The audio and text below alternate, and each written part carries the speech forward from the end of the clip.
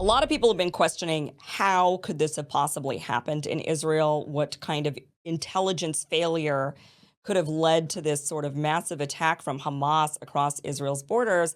And there's two schools of thought that are circulating around online, and I want to kind of break them both down. So, one school of thought when it comes to the intelligence failure is that it was just a big intelligence failure, that Israel is clearly not as strong and sophisticated, that Mossad isn't as great as we thought, that the Iron Dome isn't as great as we thought, that this really just sort of showed that Israel is not the big bad security monster that everybody thought Israel was, that Hamas was able to break it down and showcase Israel's actual weakness. So there's one school of thinking there, and we'll get deeper into that. Another school of thinking is that Israel did know this was not a security failure and that they allowed this to happen for political gain.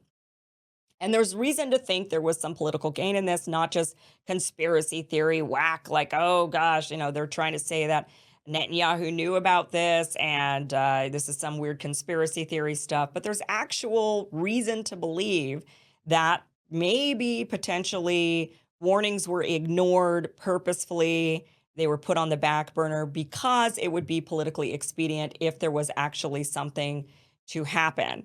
It seems really ridiculous, that notion, because what could possibly be politically beneficial from having not at this point 900 Israelis dead, probably more as time goes on, to have this sort of massive atrocity and horror happen amongst the Israelis? What could possibly be politically beneficial from that? But we will go deeper into that. Let's first start off with the idea that maybe this security failure was just because Israel's completely inept, that they're not as big and bad as we thought, that here we are buying, Israel markets itself as a security behemoth.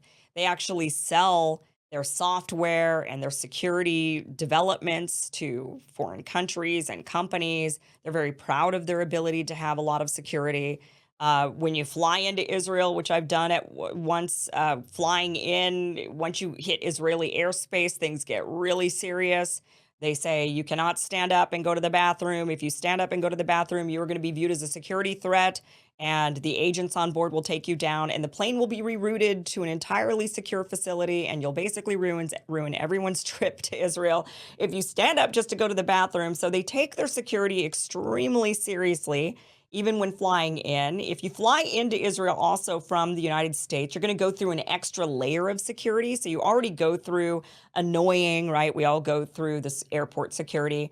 When you then get on a flight that's going directly into Israel, you have to go through another layer of security to get onto that plane.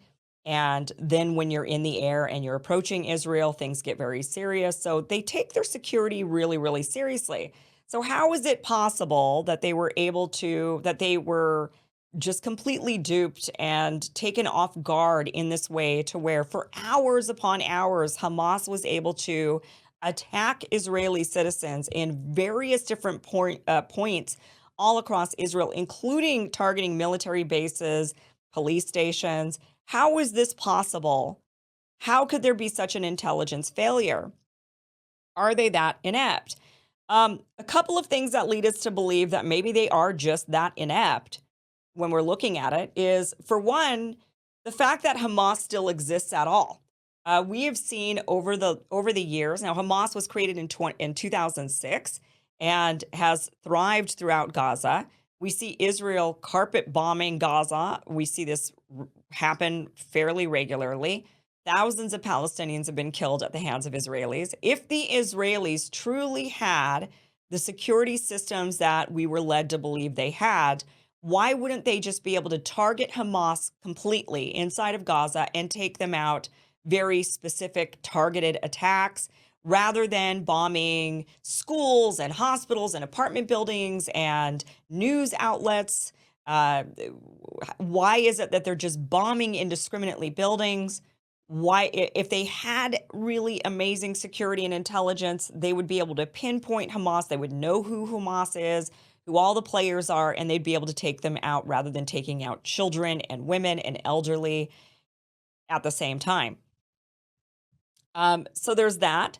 The second thing that makes us believe maybe their security just isn't as great as we thought is the fact that they are constantly patrolling the West Bank, the borders, that they are armed and suspecting everybody and looking through everybody's things at checkpoints, and that they're very, very diligent and thorough. You'd think that if you had very sophisticated intelligence and very sophisticated security, you wouldn't need to go to that level of actually putting a gun in every single person's face. You would instead know from your intelligence who the bad guys are and who the good and who the normal civilians are, right? You would maybe be able to suss that out. These are just some of the clues that maybe Israel's intelligence and security isn't as great as we've always thought. These are possibilities.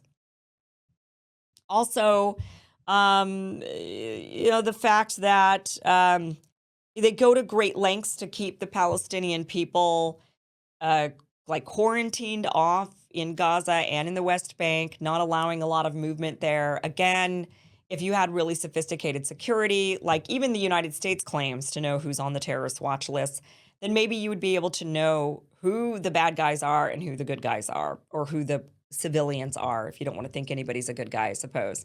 So those are just some things that maybe, just maybe, Israel's security is just not that great. And maybe this was just an entire, um, this just showcased how bad it actually is. Now let's explore the idea that they knew about it and perhaps they just turned a blind eye to what could happen because they were hoping for some political gain. Let's see what kind of evidence there is of that. First of all, Egypt. Um, Reports have come out that Egypt intelligence officials told Netanyahu that there was actually a threat going to be coming from Gaza, and that this was ignored. That the warnings were ignored over and over again. Here it says, um, let me get to this. Egypt intelligence official says Israel ignored repeated warnings of something big, mounting questions over Israel's massive intelligence failure to anticipate and prepare for a surprise Hamas assault were compounded Monday when an Egyptian intelligence official said that Jerusalem had ignored repeated warnings that the Gaza-based terror group was planning something big, which included an apparent direct notice from Cairo's intelligence minister to the prime minister. So Cairo's intelligence minister told Netanyahu directly that Hamas is planning something big. They said that the Egyptian official said Egypt, which often serves as a mediator between Israel and Hamas, had spoken repeatedly with the Israelis about something big without elaborating. He said Israeli officials were focused on the West Bank and played down the threat from Gaza. Prime Minister Benjamin Netanyahu's government is made up of supporters of West Bank settlers who have demanded a security crackdown there in the face of a rising tide of violence over the last 18 months, saying, quote, "We had warned them of an explosion of the situation is coming and very soon, and it would be big. But they underestimated such warnings," the official who spoke on condition of anonymity because he wasn't authorized to discuss the content of sensitive intelligence discussion with the media, told the Associated Press. Netanyahu denied receiving any such advanced warning, saying in the course of an address to the nation Monday night that the story was fake news. Now, there's reason possibly to believe that Netanyahu was not warned and that this is a political plant of a story in order to make Netanyahu look very bad. There is a lot of political turmoil going on in Israel right now, a lot. They're in a political crisis. If you've been paying attention to the Israeli government and what has been going on in their political system over the last couple of years, they have been unable to form a government over and over and over again. They cannot come to consensus. Netanyahu has come to power again, hanging by a thread. His people really do not like Netanyahu in the country. So there's reason that maybe somebody would plant a story about Netanyahu to make it seem like he was completely inept or he ignored warnings. And now look at all of the people who have suffered because of his ignorance. That's possible. It's also possible that that Egypt really did tell Israel and that Israel chose to ignore the warnings, either because they're inept, again, going back to that, they could just be really not that great after all when it comes to security, or they did it for other possible reasons. Perhaps Netanyahu felt like, well, if it happens, then I could use it for political gain. Typically, when Hamas is attacked, it has been, as I mentioned, lighter. It's been maybe no casualties, maybe a couple of casualties, certainly not hundreds of casualties. So perhaps there was some underestimating of if Hamas attacks, the level of the attack, the level of how big the attack would be. Do want to show this to you. This is Netanyahu at the UN summit on September 22nd of this year. So this was just a couple of weeks ago. And he's showcasing this map. And this map actually inflamed the Palestinian people, many of the Arab nations, many even Western nations looked at this map that Netanyahu put forward at the UN and said, "You are trying to piss off the Palestinians. You are causing problems by showing this map." If you notice on the map, it's called the New Middle East, and he's got Israel in blue, and that Israel is the whole of Israel with no Gaza and no West Bank, claiming the Gazans' land and claiming all the Palestinian land for the Israelis. And he holds up this map saying this is the New Middle East. Now, this caused a lot of turmoil, a lot of people very upset about this, but I want to point this out. I want you to look at this map of Palestine over time. This is what Palestine used to be, and this is what Palestine has now become today as far as where the people live. So you can see in 1946, where Palestine's in green. Then in 1947, they decided to partition it off, where Israel got a certain amount of land and Palestine got some others. This was after a lot of ethnic cleansing going on. And then between 1949 and 1967, you could see how the land continued to dwindle. And then you could see the 2012 map, how little the Palestinians have land-wise as they once did back in 1946. Each time they've lost land, it's because of violence. So this is what the Israelis say is they say, well, when you lose a war, then you lose your land. That's the way it works. The people that win the war get to take your land. That's not necessarily true. We did not do that in World War II. We did not take Germany. We did not take Japan. We instead actually built them up. We instead actually made them prosperous. We, yes, took away their military capabilities, but we gave them a future to live for. We gave the people, we learned from World War I of debilitating and crushing the German people. We saw that brought rise to Hitler. People thought that wasn't good. Maybe we shouldn't do that again. And instead of crushing the German people to the point where they would turn to somebody like Hitler as their leader, instead, let's build them up. Let's give them a future to live for. The Palestinians have not been given that. They instead have been crushed and crushed and crushed, very much like the Germans, and they've now embraced Hamas. Now, we can eradicate Hamas and get rid of Hamas, but the right response wouldn't then be to crush the Palestinians further and take all of their land and continue the cycle of abuse that's led to massive violence and has led to them embracing extremism. Instead, perhaps the response would be very much similar to how we treated Japan and Germany, which is give the Palestinians land and prosperity while also disarming them the same way that we've disarmed Germany and Japan. That is not Israel's plan. And you can see from the maps that what has gone on over the years as war has broken out, war after war, Israel's taken more land, and pointed the Palestinians and said, this is what you get for your behavior. And Netanyahu showing a big map of the new Middle East at the UN just a couple of weeks ago, showing no Palestine at all, showcases that viewpoint that this is land that's going to be ours. He has expressed desires and has publicly announced annexation of the West Bank. And this has been very inflammatory for the Palestinians. So that is what very much led to this massive outbreak of violence and this current war that they're currently in. However, I don't have any faith that the US, nor Israel, nor the rest of the Western countries, you would think that Japan and Germany would chime in and say, hey, why don't you do what worked for us?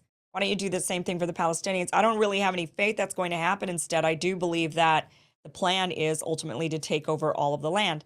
That is what makes me think, that's what leads to the idea that possibly they knew about this plan. They knew that Hamas was going to attack, and they decided, well, let them, because if they do you know what happens? We take everything they have. We take everything they own. We just take them over. So let them try and attack us. Maybe, I would imagine, they really underestimated the level of attack. They underestimated the number of lives that would be lost.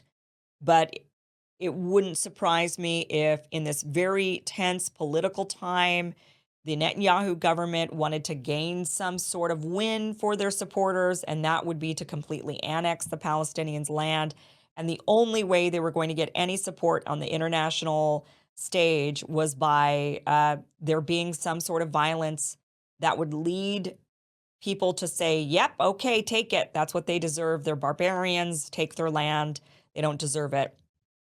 And that is sort of where we're at right now. But also because it's really impossible to believe when you look at the hang gliders that Hamas soared into Israel. They went over the wall or over the fences, and they soared into Israel in these hang gliders that look like they were from some bizarre, Mad Max movie or something. The fact that Israel has bases and they have American-made weapons, and they're able to scramble within minutes to go after Gaza. And the fact that this went on for hours and hours before any response, that doesn't really make sense to a lot of people. There's a lot of questioning of how is that possible that the response was so slow, that there was this allowing of Hamas to go and do these really atrocious things for long periods of time before Israel was able to respond. Now, one of the counters to that is that Hamas was strategic when they first did their attacks, and they targeted the military base that actually responds to these types of threats within minutes, and that they actually attacked that base. And because of that, Israel was left sort of unarmed or debilitated and unable to actually respond the way that they normally would. So there's a lot of questions around the intelligence failure, I would say. There's a lot of unanswered questions. Obviously, right now is not necessarily the time to investigate those intelligence failures. I think right now they need to, there's a war waging right now, and there's people need to fight in the war, and they need to deal with the actual violence that's happening right now, and then they'll investigate when it's all said and done. But a lot of questions there, I think, for many of us on looking this tragic event that is unfolding. A lot of us wondering, was it just the fact that Israelis are just not, I mean, maybe they're just inept now. Maybe their security systems and their services and Mossad and all that, maybe they're just, they were built up in the movies or something and they're just not as great as we thought. Or was there something else going on here, an actual negligence that was people wanted to use for other purposes, political purposes, and and now this is where we're at with it. One other piece to that is the Iran angle. You've got mainstream news and a lot of conservatives right now that are really itching for war with Iran. And they're saying that it was Iran's fault that this happened. Iran helped plot the attacks, that they gave Hamas the ideas, that it was them, and we should maybe be waging war with Iran. We're hearing this from the mainstream. Many conservatives would love nothing more than war with Iran. So, of course, they're pointing the finger at Iran. I have to say, though, I don't think that the Palestinians needed Iran's help in agitating them to the point where they would do something like this. They've been agitated for a really long time, and they have been pissed off for a really long time. And so they don't really need Iran to poke and prod them towards something like this. Did Iran give them weapons? Unclear. There's definitely some accusations and some, sure, let's just say they do. I mean, I wouldn't put it past Iran. I would think that they do give them weapons. I would think that they do give them some sophisticated aid and help. They are very different Muslims. You've got the Shias in Iran. You have the Sunnis in Palestine. They're not the same. They actually kind of war with each other often. So, it's I think it kind of to put the blame on Iran is seemingly to me more of a military industrial talking point to try to wage war with Iran to continue that point. Then you, of course, have got people that are spinning it completely. I do have to show you this other one before we wrap up this segment. Tom Hartman, who's a big liberal, big liberal, and absolutely hates Donald Trump, is very much for Ukraine, and he is somehow figured out a way to pin this whole thing on Trump and Putin, saying Hamas apparently knew how to get around Israel's Iron Dome defenses. They probably learned this from Iran, Iran almost certainly got the information from Russia. And who gave it to Russia? Sure looks like it was Donald Trump at the request of Putin. Listen, warmonger's going to warmonger. If you want to wage war against a certain group of people or against a certain country, you will find a way to connect dots. You will like work yourself into knots in order to get that done, like Tom Hartman has done. I give it to him. He was able to connect some dots and he got to the narrative he wanted to get to, which is Russia bad, Putin bad, Donald Trump even worse.